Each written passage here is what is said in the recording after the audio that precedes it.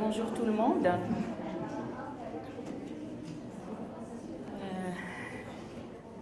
On va commencer cette session sur les prébiotiques.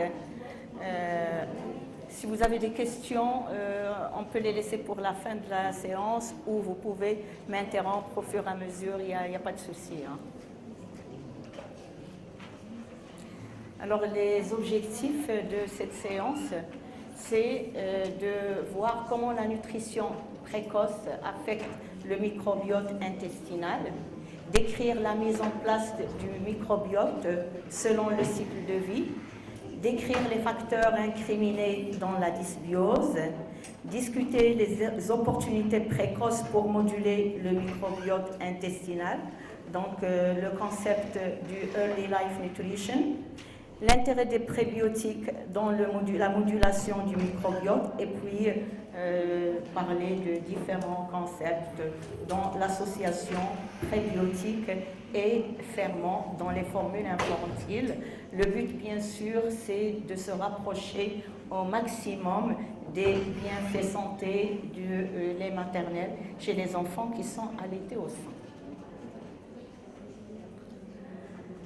Alors là, c'est juste pour vous rappeler que la base de l'alimentation infantile reste bien sûr le gold standard qui est le lait maternel. Donc ces avantages sont innombrables aussi bien pour le nouveau-né et l'enfant que pour la maman. Alors parmi les nombreux bienfaits justement de l'allaitement maternel, c'est que les enfants qui sont allaités au sein sont moins sujets aux infections, aux allergies et à d'autres maladies, notamment les maladies liées aux troubles immunitaires. Et pourquoi? Quel est un petit peu cet élément magique qui peut intervenir justement dans le cadre de ces bienfaits, notamment les bienfaits qu'on vient d'énumérer? C'est un certain nombre d'ingrédients contenus dans le lait maternel et dans essentiellement ces oligosaccharides appelés les prébiotiques. Donc c'est quoi ces oligosaccharides, ces prébiotiques? Leur rôle, ce sont des substances immunomodulatrices qui ont un rôle important dans le renforcement de l'immunité des nouveau-nés. Là, c'est dans le cadre justement de l'allaitement maternel. Alors, quand on regarde la définition des prébiotiques, souvent, donc, on reprend la définition qui a été mise en place par Gibson en 1995. C'est quoi un prébiotique? C'est une substance non digestible. Donc, un prébiotique doit pouvoir passer à travers le tube digestif sans être digéré jusqu'à son arrivée dans le côlon. Donc, qui va induire un effet physiologique bénéfique justement à l'hôte et qui va stimuler de façon spécifique la croissance ou l'activité d'un nombre limité de populations bactériennes qui sont déjà établies dans le côlon. Alors, les études qui sont faites, et vu que chez l'enfant sous allaitement maternel, on va le voir, la bactérie qui est la plus abondante et la plus importante sur le plan physiologique, ce sont les bifidobactéries. Donc, les prébiotiques, quand on parle de leur effet santé, donc, on mesure souvent l'effet bifidogène, donc par similitude avec cet effet chez les enfants allaités au sein. Alors, ces ingrédients alimentaires, ce sont quoi? Donc, on a dit, ce sont des oligosaccharides, ce sont des polysaccharides, donc ce sont des glucides tels que donc l'inuline, les phos, les gos. Alors, présents dans le lait maternel, mais pas dans le lait maternel. Donc, les prébiotiques sont également présents dans les fruits, dans les légumes et dans différents aliments que nous prenons régulièrement. Donc, voilà. La liste, elle est longue, mais en bas âge, notamment les 6 premiers mois, donc ce n'est pas ces aliments-là que le nourrisson pourra prendre. Alors, comment ils vont agir ces prébiotiques non digérés? Donc, ils vont subir un processus de fermentation sélective par les micro-organismes donc, qui sont situés au niveau du côlon en particulier.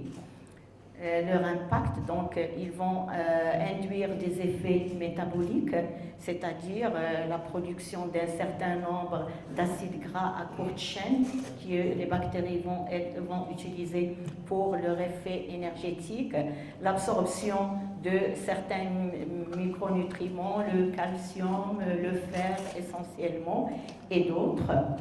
Et l'ensemble de ces substrats vont servir en fait à nourrir le microbiote. Ils vont stimuler la croissance de quel type de bactéries? Donc ce sont ces bactéries bénéfiques telles que essentiellement les bifidobactéries. Et donc là, ils vont contribuer par ce biais au renforcement de l'immunité de l'hôte, donc production d'IgA, modulation des cytokines et donc interaction avec le système immunitaire. Et on sait combien le tube digestif est riche sur le plan immunitaire. Donc finalement, après tout ce qu'on a dit, à quoi sert les prébiotiques? Donc un prébiotique va optimiser le fonctionnement du microbiote avec un effet bénéfique sur la santé. Donc le prébiotique va alimenter le microbiote. C'est quoi le microbiote? Donc ce sont les micro-organismes qui résident en permanence ou qui peuvent transiter par le tube digestif.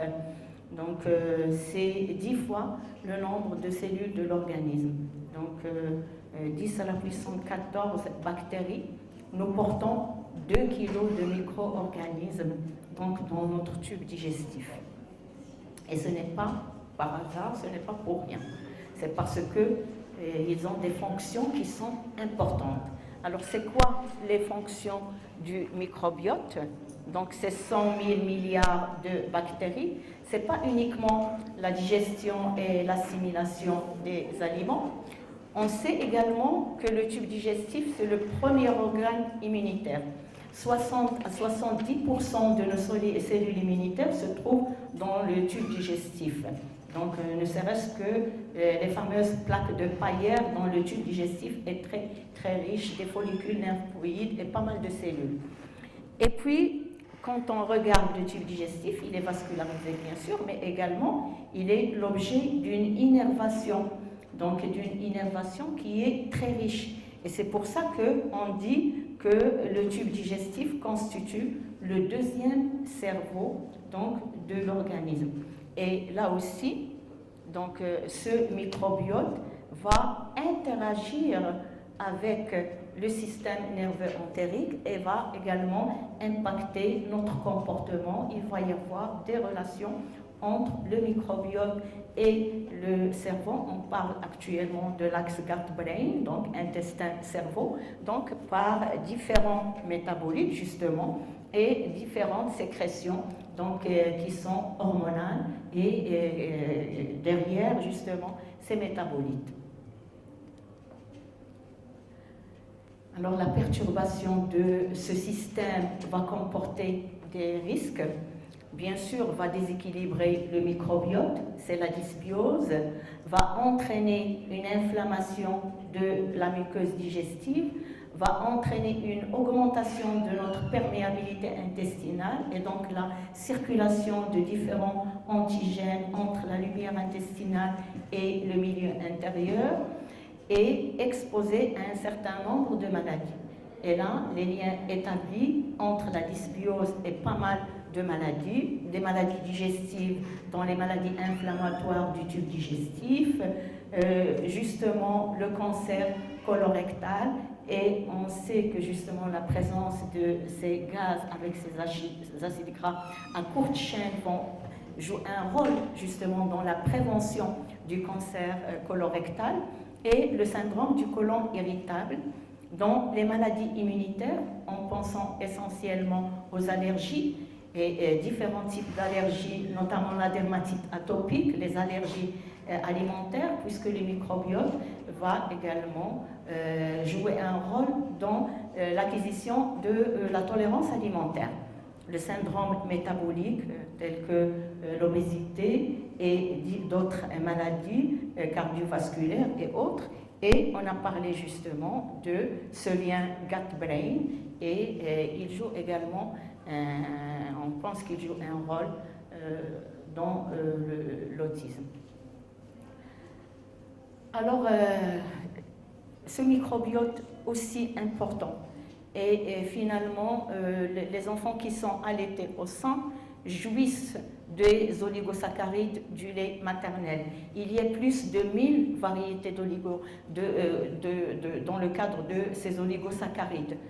Et les enfants qui ne sont pas allaités au sein. Donc, comment peuvent-ils finalement avoir les mêmes opportunités que les enfants qui sont allaités au sein? Alors, quand on regarde les particularités du microbiote en bas âge, le microbiote, il n'est pas encore mature, il n'est pas encore fixe. Le microbiote est en pleine construction au cours des 2 à 3 premières années. Il est exposé aux facteurs de risque de la dysbiose. On va voir ces facteurs de risque. Et puis, on sait que chaque individu a ses empreintes digitales qui l'individualisent. Maintenant, on sait qu'on a également des empreintes microbiennes et que chacun d'entre nous a une empreinte microbienne qui lui est particulière. Donc, et les conditions d'implémentation du microbiote, on sait qu'ils vont influer sur la santé à l'âge adulte. Alors, on a dit que ce microbiote était en pleine construction. Regardons le tube digestif à la naissance. En fait, avant, on croyait qu'il était stérile. Et ce n'est pas le cas. On sait qu'actuellement, le microbiote et certaines bactéries, qu'il y a un passage au cours de la grossesse, donc par le biais justement du placenta, il y a un échange entre la maman et le bébé. Et à la naissance, donc, on a des bactéries, essentiellement des entérobactéries, et bien sûr en nombre très réduit. Dès le premier mois, à partir du 20e jour, donc là, on commence à avoir une diversité et une augmentation en abondance, justement, des bactéries qui constituent le microbiote. Et là, on voit l'apparition abondante d'un type qu'on connaît bien, ce sont les bifidobactéries et qu'on retrouve en abondance justement dans le microbiote des enfants qui sont sous allaitement maternel. Avec la diversification alimentaire, donc on a d'autres types de bactéries qui apparaissent et qui sont de plus en plus abondantes. Et les entérobactéries, donc on voit qu'ils vont disparaître progressivement. Et là, vers l'âge de 2 à 3 ans, donc le microbiote se stabilise et se rapproche de celui finalement de l'adulte. Alors, et qui dit finalement microbiote stabilisé, microbiote mature, dit qu'il y a certaines bactéries qui sont abondantes et on parle de diversité. Donc notre microbiote doit contenir des bactéries qui sont diverses. Moins il y a de diversité et plus il y a de risque de faire des maladies. Donc c'est ce qu'on retrouve là. Donc la diversité, une augmentation de la diversité de la naissance vers l'âge de 3 ans et finalement une stabilité. Donc il n'y a plus ces changements interindividuels qu'on retrouve en bas âge. Alors, et à l'âge adulte, finalement, notre microbiote, si on est bien nourri, si on n'a pas été exposé à différents facteurs de risque de dysbiose, on devrait avoir un microbiote sain. Mais finalement, qu'est-ce que c'est qu'un microbiote sain? Ce qu'on peut dire, c'est qu'à l'âge adulte, donc on a des bactéries qui sont diverses. On s'intéresse au côlon. Et dans le côlon, on retrouve l'abondance de deux types finalement de bactéries, Firmicutes et Bacteroidetes. Donc ce sont les bactéries qui existent. On pense que finalement le microbiote sain adulte, c'est de ce type-là et que la diversité, elle est importante. Alors, revenons finalement à nos enfants de la naissance à 3 ans. La construction de ce microbiote, elle est sous l'action d'un certain nombre de facteurs qui vont influencer finalement cette constitution. Alors, ces facteurs sont le mode de l'accouchement. Donc, quand les enfants qui sont nés par césarienne ou par voie basse, on devine qu'ils ne vont pas avoir le même type de colonisation. Donc, la flore, on a parlé également du microbiote de la maman et de la femme enceinte, et lors du passage justement de la filière vaginale et également le contact avec la peau. Donc, va influer le microbiote du jeune enfant. L'exposition aux antibiotiques, le mode d'alimentation, est-ce que c'est une alimentation par des formules lactées et quel type de formule lactée, ou bien est-ce que c'est un allaitement maternel?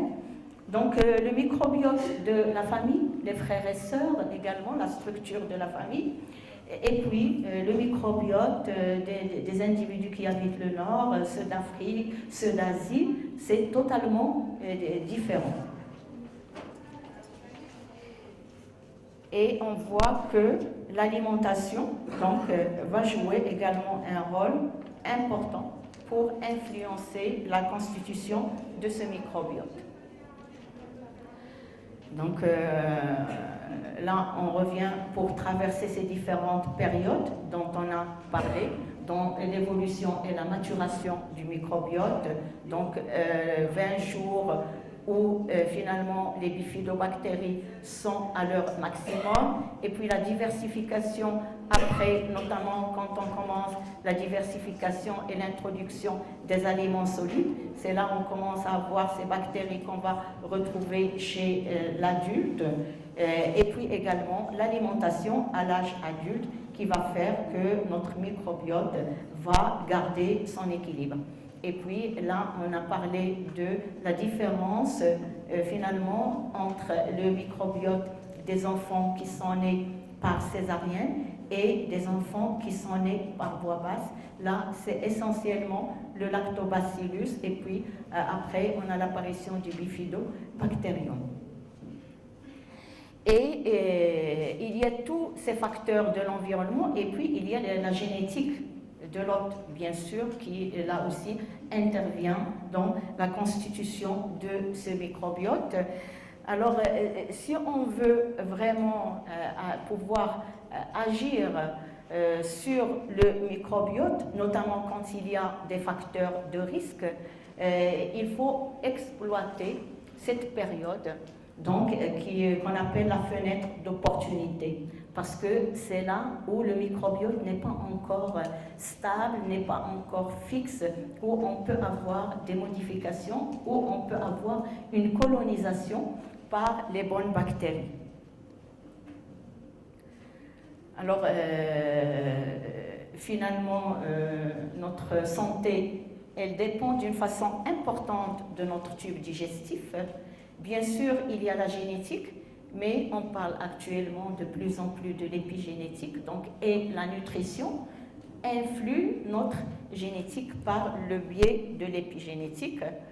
On a bien sûr notre empreinte individuelle, chacun d'entre nous, mais également le microbiote Donc, on a les différentes infections qu'on subit tout autour, notamment de cette période de la naissance à 3 ans, les infections digestives qui vont agir sur la constitution de notre microbiote, une alimentation, notamment quand elle est inadaptée, les médicaments, le stress, donc différents facteurs et qui vont intervenir pour déclencher les phénomènes inflammatoires au niveau de la muqueuse digestive et ces phénomènes inflammatoires qui vont perturber notre système immunitaire intestinal. Et on sait que cette surface intestinale qui est très importante, de la taille finalement d'un tennis court, c'est quand on regarde cette surface avec tous les replis, de l'ordre de 300 mètres carrés. Donc, elle joue un rôle important sur notre santé, notamment par le biais de ce microbiote. Alors, il y a énormément d'interactions entre le microbiote et l'hôte, donc l'individu qui le porte. Et cette interaction, comme on a dit, elle peut être optimisée par une intervention pharmacologique ou nutritionnelle pour améliorer la santé intestinale. Donc on va s'intéresser essentiellement finalement à cette interaction nutritionnelle, donc qui peut être par rapport aux jeunes nourrissons, donc qui sont sous lait adapté, sous formule infantile. Donc on va parler de la supplémentation des formules infantiles en prébiotiques. Donc si on veut agir, on a dit qu'il faut exploiter cette fenêtre d'opportunité les 2 ou 3 premières années, donc où on a un microbiote qui est instable, qui est en pleine construction, et un microbiote qui est totalement favorable à la colonisation. Parce qu'il ne faut pas avoir des bactéries qui sont juste de passage et quand on arrête l'alimentation, le type d'alimentation, ils disparaissent.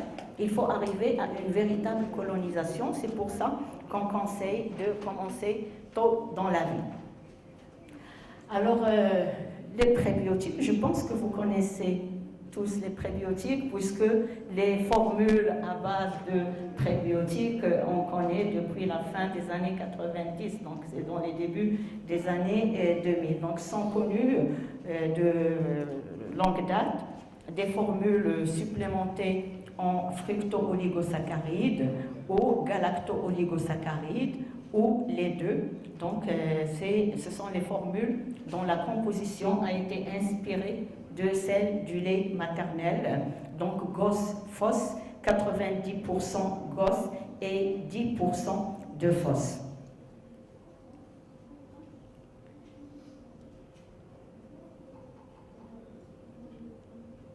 Alors, quel est l'intérêt de cette supplémentation? On va voir quelques études cliniques. Il y a eu différentes études cliniques avec les prébiotiques, mais qui restent quand même assez faibles malgré tout. En 2017, on est arrivé un peu autour de 300 études, donc avec les prébiotiques, alors qu'il y a des milliers d'études concernant justement la nutrition infantile. Alors là, c'est une étude faite par Harman, donc c'est une étude allemande, où on a administré une formule infantile supplémentée donc, en prébiotiques avec une formule GOS-FOS similaire finalement à la composition en oligosaccharides dans le lait maternel. Et on a étudié donc, le microbiote en regardant les selles de ces enfants. Et là, dans ces années-là, donc, on a pu profiter des études par biologie moléculaire, donc par PCR, au niveau des selles de ces enfants. Alors là, c'est le microbiote des enfants sous allaitement maternel. Et là, on a remarqué que à la fin de l'étude, donc là, au bout de déjà de 6 semaines, on a finalement une distribution en bifidobactéries qui se rapproche énormément de celle du lait maternel. Là, ce sont des enfants qui sont également sous une formule standard, non supplémentée en GOS-FOS. Et là, on voit que c'est la distribution de bifidobactéries, elle est différente des enfants qui ont été supplémentés. Donc, c'est l'effet bifidogène, finalement, de l'administration et de la supplémentation en GOS-FOS. Alors, par rapport au lactobacillus, on a vu qu'il était présent au cours des premiers mois de vie et qu'il était également important. Donc, pareil, quand on regarde la distribution donc, de ces lactobacillus, l'acidophilus, paracasei, donc les plus importants, donc on a une distribution qui se rapproche là aussi de celle des enfants allaités au sein, alors qu'elle est totalement différente chez les enfants qui ne sont pas dans la formule infantile, n'est pas supplémentée. Alors, il y a eu d'autres études et cette formule, cette supplémentation en GOS-FOS 90-10 donc, a démontré que finalement on peut moduler la flore intestinale des enfants pour qu'elle se rapproche de celle des enfants sous allaitement maternel. Maintenant, quel est l'intérêt? Donc, on s'est intéressé aux infections, donc aussi bien les infections d'une façon générale que les infections respiratoires hautes des enfants qui sont supplémentés, donc comparativement à une formule standard. Alors, qu'est-ce qu'on a remarqué? Donc, que les infections d'une façon générale, il y a une diminution donc, chez les enfants supplémentés par rapport à ceux qui n'ont pas été supplémentés, donc avec vraiment d'une façon une différence significative. Alors, par rapport aux infections respiratoires hautes, là aussi, donc la différence est significative entre la réduction de ces infections chez les enfants supplémentés par rapport à ceux qui n'ont pas été supplémentés et par rapport également à la prescription des antibiotiques chez ces enfants. Donc là aussi, on a une moindre prescription des antibiotiques chez les enfants dont la formule infantile a été supplémentée en prébiotiques comparativement à ceux qui recevaient une formule non supplémentée. Donc, il y a un effet favorable par rapport justement à la réduction de l'exposition aux infections chez les enfants supplémentés. Alors maintenant, quand on regarde des enfants qui ont bénéficié d'une formule supplémentée par rapport à la problématique de l'allergie, donc on s'est intéressé essentiellement à la dermatite atopique, donc, et également à examiner les selles de ces enfants pour vérifier justement l'effet bifidogène. Alors là aussi, par rapport à une formule standard, donc les enfants qui ont reçu des prébiotiques, il y a eu une réduction de la prévalence de la dermatite atopique et cette réduction, donc avec le suivi, s'est prolongée jusqu'à l'âge de 3 ans dans le cadre de ce suivi. Alors, par rapport au microbiote et à l'analyse des selles, donc les enfants qui ont reçu une formule supplémentée, comparativement à ceux qui ont eu une formule standard, donc là, l'abondance de bifidobactéries était plus importante chez ceux qui ont eu la supplémentation en prébiotiques. Donc, ce qui souligne que leur microbiote se rapproche davantage de celui des enfants qui sont sous allaitement maternel.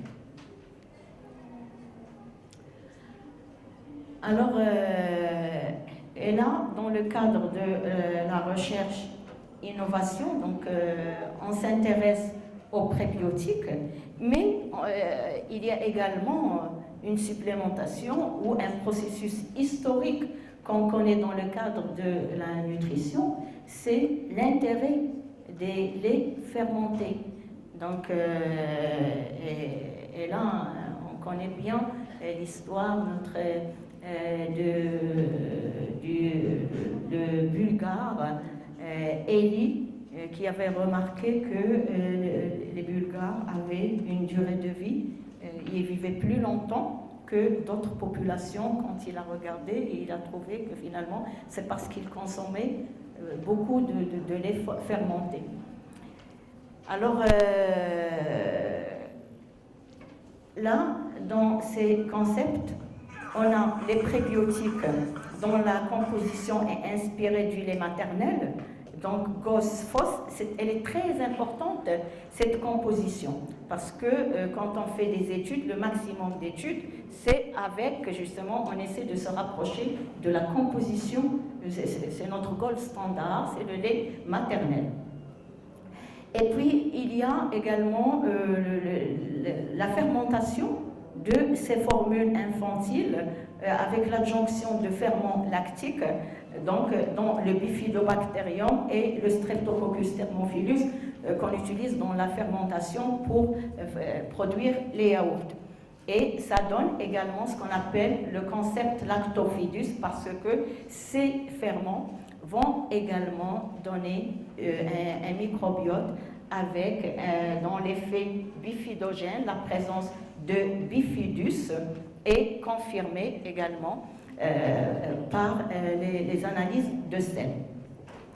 Alors là, toute la recherche actuellement, c'est aller dans le sens de la physiologie. Donc, c'est de se rapprocher et d'utiliser des ingrédients qui sont physiologiques, qui sont naturels. Et d'où l'intérêt des études faites avec le prébiotique et de l'intérêt également qui est porté à ces formules infantiles avec le concept lactofidus. Le but, c'est un meilleur impact sur le microbiote en termes d'immunité. Donc, différentes études, on le sait, dans le cadre des prébiotiques, mais également en termes de digestion. Et quand je dis digestion, je pense aux troubles digestifs fonctionnels, donc les TFI qu'on voit souvent chez le nourrisson et dont les mamans font le tour des médecins et des pharmaciens, et c'est la jungle avec, on jongle avec les formules infantiles pour pouvoir trouver la meilleure qu'ils puissent tolérer sur le plan de la digestion, c'est-à-dire sans colique, sans constipation, avec un minimum de petits effets qu'on connaît avec les formules infantiles. Alors, on a vu par rapport au côté immunitaire, là j'ai trouvé cette étude intéressante à présenter, ce qu'on appelle le FIPS Study. Là, on s'intéresse aux formules infantiles fermentées et également aux formules infantiles avec le concept de GOS-FOS. Et comme les études scientifiques les plus importantes, ce sont les études RCT en double aveugle, avec justement les études cas témoins. Là, cette étude publiée en 2016, donc s'est intéressée à 432 enfants chez qui on a commencé les 28 premiers jours. Donc le timing pour commencer également les produits, c'est très important en bas âge. Donc on s'est intéressé, on a donné différents types de formules infantiles. Donc des formules infantiles GOS-FOS, mais également avec dans 50% de fermentation. GOS-FOS, 15% de fermentation, des formules uniquement fermentées ou acidifiées et des formules uniquement avec gosphos. Et on va voir le devenir de ces enfants-là. On a étudié l'impact sur la croissance. Toute formule infantile nouvelle, il faut étudier l'impact sur la croissance parce que ça peut exposer aussi bien à la perte de poids comme actuellement à la surcharge pondérale. Donc d'où l'intérêt. La sécurité, donc s'il n'y a pas d'effet secondaire, et l'acceptabilité qui est très importante. L'acceptabilité, c'est aussi bien chez le nourrisson que les parents, parce qu'on le voit avec certaines formules infantiles quand on veut les diluer. Et il y a certains parents qui se plaignent, celle-ci elle est facile, l'autre elle est plus difficile, le biberon est plus difficile à préparer, etc. Donc d'où les études d'acceptabilité. Alors finalement, l'ensemble des formules que j'ai présentées ont permis une croissance normale chez les enfants. Donc en analysant finalement leurs paramètres anthropométriques par rapport aux courbes de croissance de l'OMS. Et on sait que les courbes de croissance de l'OMS se basent sur la croissance des enfants qui sont sous allaitement maternel. Donc, avec une moyenne de poids en Z-score, c'est la moyenne plus ou moins 0,6. Donc, ils sont parfaits sur le plan de la croissance. Par rapport aux effets secondaires qui ont été notés, il y a une sécurité d'utilisation bien tolérée et bien acceptée malgré l'adjonction de prébiotiques ou bien l'acidification par les ferments. Alors, on a regardé les actions postbiotiques. C'est quoi les actions postbiotiques? Ce sont les métabolites qui, finalement, auxquels va aboutir la fermentation des bactéries, notamment sous prébiotiques. Donc, quand on a regardé, vous voyez les différents gaz, propionate, biturate, etc. On a regardé par rapport à certaines bactéries, notamment le Clostridium difficile, qu'on classe parmi les moins bonnes bactéries. Par rapport à la sécrétion des IgA sécrétoires qu'on a mesuré, la calprotectine nous permet la mesure de l'inflammation. Donc, on le fait souvent, nous, dans le cadre des maladies de Crohn, etc., de dosage de la calprotectine dans les selles. Quand elle est élevée, ça veut dire qu'il y a une inflammation au niveau du tube digestif. Alors, par rapport à tout ça, donc on a trouvé que là, quand on a mis des prébiotiques avec 50% de fermentation, que les différents métabolites, finalement, notamment avec l'association, nous avons également un niveau pas mal de métabolites quand il y a uniquement une fermentation, mais l'adjonction des deux, on a un niveau de métabolites qui est significativement plus favorable, plus important dans le cadre de l'adjonction prébiotique et fermentation. Par rapport aux IgA sécrétoires, on sait bien que là, dans la formule avec prébiotiques, on a une augmentation des IgA sécrétoires, mais il y a une synergie créée par l'association des deux supplémentations. Il y a moins, parce que là, la fermentation, c'est essentiellement, on a dit, pour la digestion, pour les troubles digestifs. Et bien sûr, la calprotectine, il n'y a pas d'inflammation, le niveau reste un niveau admis. On s'est intéressé à l'incidence des TFI, donc les troubles fonctionnels du tube digestif en bas âge. On sait que finalement le calvaire que les parents vivent, c'est avec les coliques et avec la constipation. Donc ça constitue plus de 70% des consultations au cours notamment des 4 premiers mois. Alors, on a trouvé qu'avec les différentes formules, aussi bien supplémentées en prébiotiques qu'avec la fermentation à 50%, on a une diminution, vous voyez, à l'âge de 4 mois, mais à la 4 semaines par rapport, là, je ne sais pas pourquoi le baseline n'est pas sorti. Et par rapport à 4 semaines, la diminution est importante, notamment quand on a associé prébiotiques et fermentation, et la fermentation par rapport aux prébiotiques. Donc la fermentation, finalement, a un impact important sur la diminution de l'incidence des coliques, et cette diminution va continuer, et on sait, quand on se rapproche du 3e ou 4e mois salvateur, donc la diminution des coliques, les coliques vont pratiquement disparaître chez les enfants supplémentés. Et pareil, par rapport là, on s'est intéressé à la durée des cris dans le cadre des coliques. Et là, on voit qu'il y a, avec l'ensemble des formules, une diminution déjà à partir de 4-8 semaines, une diminution importante en termes de durée. Donc, à partir de 13 semaines, on est à moins de 1 heure par jour de durée des cris, ce qui est une durée très, très acceptable. Donc, qu'est-ce qu'on peut dire sur les coliques du nourrisson? À 4 semaines, l'incidence globale des coliques du nourrisson est significativement basse avec les formules qui sont supplémentées. Et notamment, il y a un effet synergique quand on fait une supplémentation en prébiotiques et en ferment lactique. Sur la consistance des selles également, qui est très importante, et on voit bien que aussi bien l'adjonction de prébiotiques que de ferment lactique va donner des selles qui sont plus fréquentes et des selles qui sont plus faciles à évacuer, donc moins de problématiques de constipation.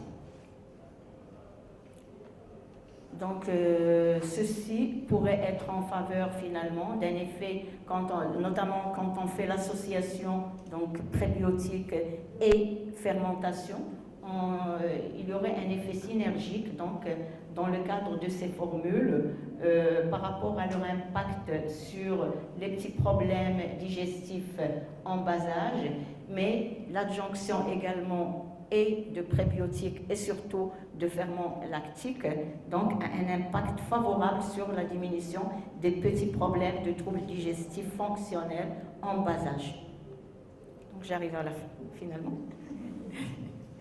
Quels sont les messages à retenir? N'est-ce pas? Alors là, c'est qu'avec le prébiotique, on se situe essentiellement dans le fonctionnement physiologique et dans la prévention des troubles chez les nourrissons. Alors, l'adjonction combinée, qui peut être combinée de ferments lactiques et d'un mélange de prébiotiques, peut avoir un effet synergique au niveau des deux. Ce serait bien d'avoir une formule comme ça qui va agir en même temps et sur l'immunité et sur la digestion.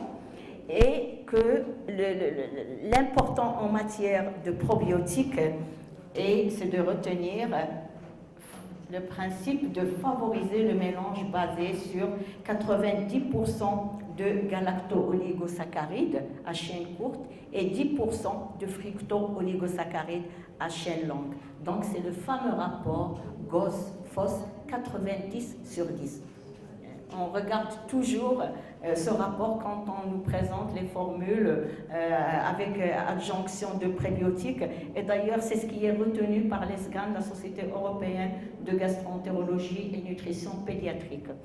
Donc, pour mimer au plus près les oligosaccharides humains. Donc, c'est le fonctionnement physiologique. Alors, on sait qu'il y a beaucoup d'études scientifiques qui sont faites dans le cadre du laboratoire, donc, et qui sont faites chez l'animal. Les études cliniques sont très importantes parce que c'est ce qui nous intéresse en pratique.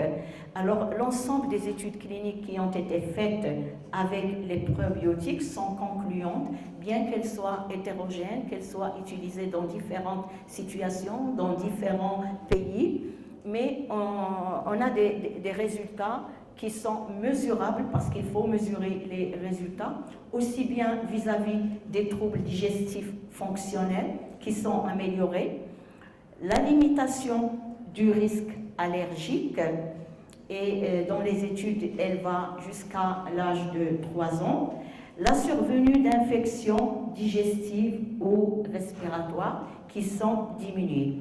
Donc, des pistes également optimistes sur la réduction des maladies métaboliques à l'âge adulte. Et puis, prébiotiques et allergies alimentaires, notamment dans l'allergie aux protéines du lait de vache. Il y a également actuellement beaucoup d'études qui démontrent l'intérêt et le rôle du prébiotique dans le développement de la tolérance et la prévention de l'allergie alimentaire. Mais comme j'ai dit, il faut commencer notamment tôt, au cours des 20 premiers jours, et c'est important de commencer la première année, et que l'utilisation de ces formules avec prébiotiques influe le microbiote et renforce le développement de la tolérance. Le choix d'une formule infantile est important, c'est la dernière diapo, mais ne pas oublier que la formule l'enfant dès 6 mois n'est pas uniquement au lait.